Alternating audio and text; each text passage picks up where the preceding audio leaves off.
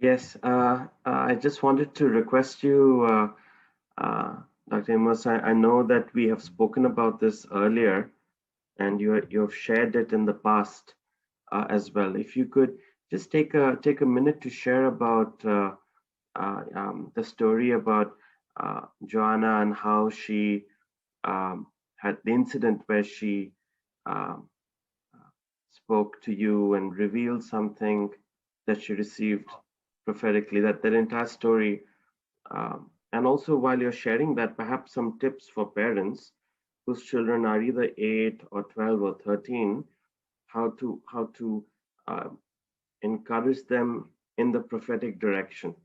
Encourage them. What can be done practically to encourage them to be open to the prophetic. So yeah, while you're sharing that story, perhaps if you could. Okay, I think there's another question, but I'll answer this. Well, when my daughter was young, um, I was helping her to hear God's voice. And so I said, I think I said, you know, you have a spirit and you cannot see. And but you believe that you have a spirit. Yes, if the spirit is not there, So I said, so also God is a spirit. And so you must communicate with God through your spirit. Every time you come to your corner to pray, God is there. And anywhere you go, God is there. Because your spirit, you cannot see, but He is there. If your spirit is gone, you're no more alive. So that's where, and of course, I taught her how to.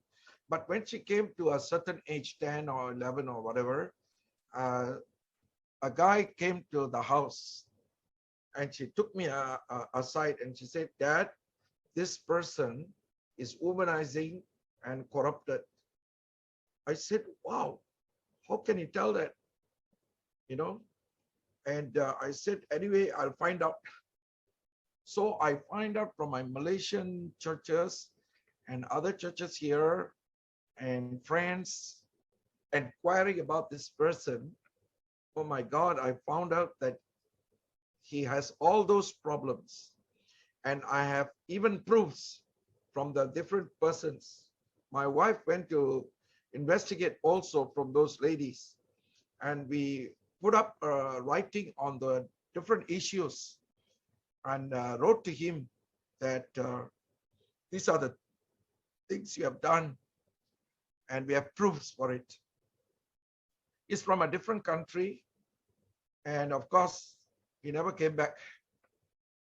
And he tried to cover up, but we had all the proofs. But what I'm trying to say is here my child is so young, and because of the teaching and impacting them in how to hear God's voice at a young age, their senses became so open and they're able to perceive at a young age as what Samuel was. So I realized that this is so crucial for our younger children that we give them as a basic training right from the beginning, teaching them how to hear. So the problem now is parents themselves are not able to hear. So parents have to seriously get a breakthrough in that to be able to hear the voice of God. And then impart into the children the basic things about how to hear the voice of God. Is that okay, sir? Yeah, sure. Perhaps we can dive into detail maybe on another call about that. Just a few questions to address here. Vanessa has a question. When do we beat the child who is adamant and stubborn and will not listen? Well, there are different type of children. I'm not a child psychologist. Some children are born hyperactive. Some are autistic. Then you have to have special care for that, special school for that.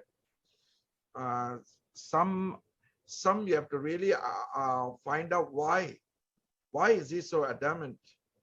How is the upbringing going on? What is the environment like in the home?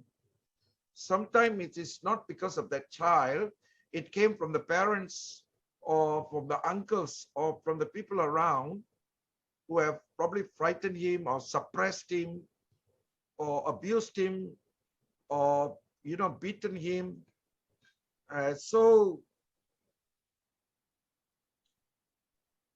the idea of beating brings fear. You can stop a child by holding him if he's if he cannot stand properly or running away. You can give some restrictions, not allowing him to go somewhere and explaining to him why he cannot go, because this is what he is doing. The problem is communication. You must cool down your anger and then think of how to make him to be receptive. If you really cannot handle, then you really have to go to a child psychologist to understand what's wrong with his emotions. And this, I'm talking about those particular case that you are sharing with me, but we actually don't beat. I mean, maybe in India, the policemen use the sticks and beat everybody. So in the home also, they are beating. I'm also an Indian. I've seen that anything, the rod is for punishment. It was never used for correction. More punishment. So we have to change our style by how to correct a child without beating, without physical attack. That way you will be able to preserve his emotions and also bring him to a place where you can communicate, where he can understand. We cannot speak something that he don't understand. Our language may be too high for him. You must come to a level where he can understand what you are saying and why this cannot, that cannot. So everything must nicely with love correct and restrict the child if he's very active. Thank you. Yeah, Yeah. that's so good. That's so good. Thank you. Thank you for that. For those of you who may have more questions about, um, you know, when where if you still if you still need um, further clarification on this whole subject of how far do you go in your firmness and so on. I want to recommend a website called Loving on Purpose and Loving Your Kids on Purpose. There, it's a page that's on Facebook as well as on it's a website as well.